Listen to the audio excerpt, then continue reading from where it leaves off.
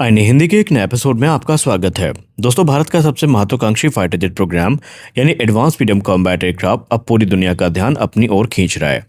एक तरफ अमेरिका का F414 इंजन है, दूसरी तरफ फ्रांस अपने इंजन के साथ तकनीक भी भारत को देने के लिए तैयार है और अब रूस भी खुलकर कह रहा है कि वो भारत के advance medium combat aircraft program को सपोर्ट करना चाहता है।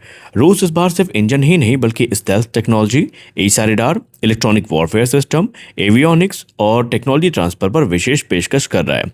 लेकिन सबसे बड़ा सवाल ये है कि क्या भारत एमका में रूसी इंजन को कभी लगाएगा? क्या SV-57 और एमका के साथ साथ हम चल सकते हैं? और क्या रूस का 142 किलोन्यूटन वाला प्रोडक्ट 177S इंजन वास्तव में एमका मार्क II के लिए विकल्प बन सकता है? आज के इस वीडियो में हम इन्हीं सवालों को विस्तार से समझेंगे। देखिए, पहले हम ये समझते हैं कि एमका भारत के लिए इतना महत्वपूर्ण क्यों है। देखिए, एडवांस मीडियम कॉम्बैट एयरक्राफ्ट की जब बात होती है तो हम यहाँ पर सिर्फ एक लड़ाकू विमान की बात नहीं कर रहे हैं। ये भारत की पहली पूरी तरीके से स्वदेशी 5वीं पीढ़ी का स्टेल्थ विमान होने वाला है और इस परियोजना को उसी हिसाब से आगे बढ़ाया जा रहा है। इसका उद्देश्य है स्टेल्थ क्षमता को प्राप्त करना, super cruise capability, internal weapon bay, AI आधारित मिशन सिस्टम, नेटवर्क सेंट्रिक युद्ध क्षमता और भविष्य में छठी पीढ़ी की तकनीकों का आधार तैयार करना। आज अमेरिका, रूस, चीन के बाद भारत उन गिने चुने देशों में शामिल होना चाहता है जो अपना खुद का 5th जनरेशन स्टेल्थ फाइटर विकसित कर सके। और यही कारण है कि advance medium combat aircraft Bharat के लिए केवल एक विमान नहीं है बल्कि एक रणनीतिक आत्मनिर्भरता का प्रतीक है। तो अब रूस के बारे में बात करते हैं। कुछ साल पहले तक ऐसा माना जाता था कि रूस चाहेगा कि भारत सिर्फ SV-57 खरीदे और वो बहुत ज़्यादा टेक्नोलॉजिकल ट्रांसफर पर विचार नहीं कर रहा था। लेकिन अब तस्वीरें बदल चुकी हैं। रूस ने सार्वजनिक रूप से ये कहा है कि वो एडवांस मीडियम कॉम्बैट एयरक्राफ्ट का विरोध नहीं करेगा बल्कि वो SV-57 के साथ साथ एमका प्रोग्राम को सपोर्ट भी करेगा। रूसी अधिकारियों का कहना है कि भारत अपना स्टेल्थ फाइटर जरूर बनाएगा। ऐसे में रूस चाहता है कि भारत के साथ तकनीकी साझेदारी की जाए।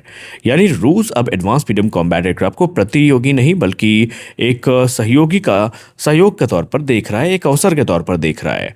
और SV-57 की बात करें तो रूस लगातार भारत को SV-57E का प्रस्ताव भी दे रहा है। उसका कहना है कि अगर भारत चाहे तो SV-57 का उत्पादन भारत में किया जा सकता है। इसके पीछे रूस की कई रणनीतियां हैं। पहली तो ये है कि भारत के साथ दशकों पुराने जो रक्षा संबंध है उनको बनाए रखा जाए। दूसरी, भारत के साथ रक्षा उद्योग में अपनी मौजूदगी बनाए रखना। तीसरी, अगर भारत SV-57 का उत्पादन करता है तो भारतीय उद्योग को स्टेल्थ विमान का जो निर्माण का अनुभव है वो मिलेगा। हालांकि भारत की तरफ से अभी तक कोई भी ऐसा संकेत नहीं मिला है कि वो एमका प्रोग्राम के अलावा किसी 5th जनरेशन फाइटर एयरक्राफ्ट पर जाएंगे। लेकिन रूस ने ये चीज़ें ऐसे ही नहीं कही हैं। रूस के इसके कहने के पीछे का एक बड़ा कारण है। अगर हम भारतीय वायुसेना के पूर्व एयर मार्शल की बात माने तो अनिल चोपड़ा समेत कई सर अक्सर ये कहते हैं, हमें दिखाई पड़ते हैं कि रूस यहाँ पर चाहता है कि जो मौजूदा इंफ्रास्ट्रक्चर है उसको यूटिलाइज किया जाए। उनका पूरा ध्यान इसी चीज़ पे है। तो अगर आपको ये लगता है कि रूस बहुत हितैषी है और बहुत ज़्यादा भारत को सपोर्ट करना चाह रहा है तो ऐसा नहीं है। बिना स्वार्थ के कोई भी चीज़ें इंटरनेशनल नहीं चलती हैं और यही चीज़ हमें यहाँ पर देखने को मिल रही है। दरअसल रूस के इसके पीछे का प्लान ये है कि भारत की तो वो ताकत बढ़ाएंगे, भारत में विमान का निर्माण भी करना चाहते हैं, इसमें कोई झूठ नहीं है।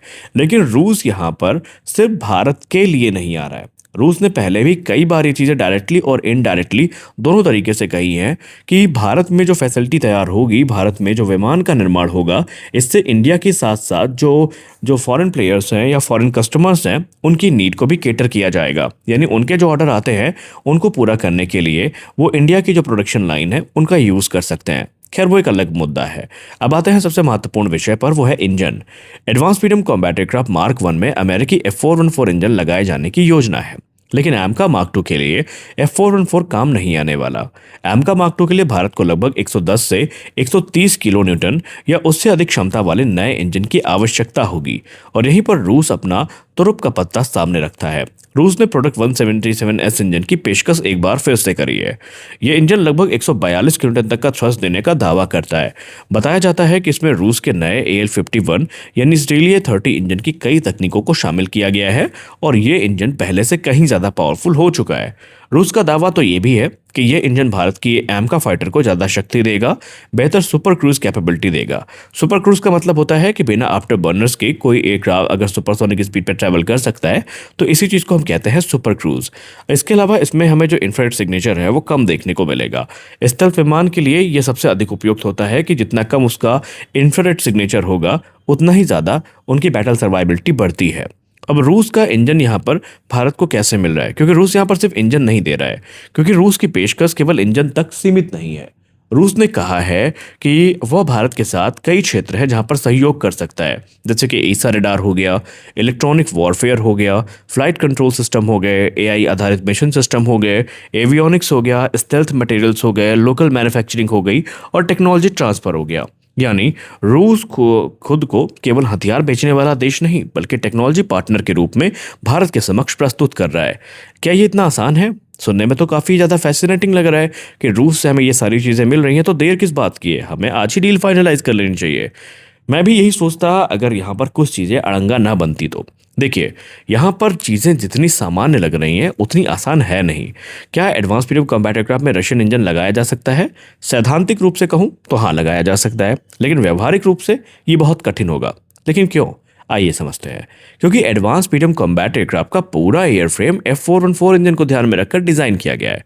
अगर प्रोडक्ट 177 इंजन आज लगाया जाता है तो संभव है कि इंजन बे को बदलना पड़े, एयर इनटेक को संशोधित करना पड़े, एयर फ्रेम में संशोधन करना पड़े, वजन को संतुलित किया जाए, क्योंकि जाहिर सी बात है इंजन आएंगे नए भारी तो सेंटर ऑफ ग्रेविटी प्रभावित तो होगी। इसके अलावा जो कूलिंग सिस्टम है वो बदलना पड़े, फ्यूल सिस्टम में बदलाव करने पड़ेंगे, फ्लाइट कंट्रोल सॉफ्टवेयर को दोबारा विकसित करना पड़ सकता है। और इन सब चीज़ों का एक निचोड़ ये है कि पूरे विमान को इनकी जो इंजीनियरिंग है वो हमें फिर से करनी पड़ सकती है, जिससे परियोजना में कई वर्षों की देरी और अरबों रुपए का अतिरिक्त खर्च हो सकता है। अब रूस एक समय यहाँ पर काफ़ी जोर दे रहा था भारत को इस चीज़ के लिए। उसका कहना है कि पश्चिमी सप्लाई चेन पर पूरी तरीके से रहना भारत के लिए जोखिम भरा हो सकता है। यहाँ पर उन्होंने इनडायरेक्टली अमेरिका को टारगेट किया है। रूस उदाहरण देता है कि भारत ने तेजस मार्क 1 अल्फा के लिए F404 को चुना और डिलीवरी में देरी हुई। उन्होंने ये भी कहा कि तेजस मार्क 2 के लिए F414 के साथ आप जा रहे हैं, उसमें भी अभी तक डील फाइनलाइज नहीं हुई। हालांकि वास्तविकता ये भी है कि रूस खुद इस समय यूक्रेन के साथ युद्ध में बिजी है और खुद उसके यहाँ जो डोमेस्टिक प्रोडक्शन लाइन है वो बुरी तरीके से प्रभावित है। इसीलिए भारत दोनों पक्षों को ध्यान दे रहा है। अब भारत की रणनीति क्या है? फिलहाल भारत किसी भी देश पर निर्भर नहीं रहना चाहता। भारत अमेरिका, फ्रांस, रूस तीनों से बातचीत कर रहा है। इससे भारत को बेहतर शर्तों पर टेक्नोलॉजी ट्रांसफर और स्थानीय उत्पादन की संभावनाएं मिलती हैं। यानी रूस की पेशकश भले ही अंतिम विकल्प ना बने, लेकिन इससे भारत की बातचीत की स्थिति मजबूत जरूर होगी। कुल मिलाकर रूस ने साफ कर दिया है कि वह एमका का विरोध नहीं बल्कि उसका समर्थन करता है। वो engine, stealth technology, radar, electronic warfare और लोकल मैन्युफैक्चरिंग तक सहयोग देने के लिए तैयार है। लेकिन फिलहाल एमका का डिजाइन F414 के इंजन पर आधारित है, इसलिए रूस का प्रोडक्ट 177 इंजन अपनाना एक आसान फैसला नहीं होगा। भारत का लक्ष्य अभी भी स्पष्ट है कि स्वदेशी एमका का विकास, विदेशी तकनीक का सीमित और रणनीतिक उपयोग और भारत में पूरी तरीके से आत्मनिर्भर 5वीं पीढ़ी का फाइटर जेट तैयार करना।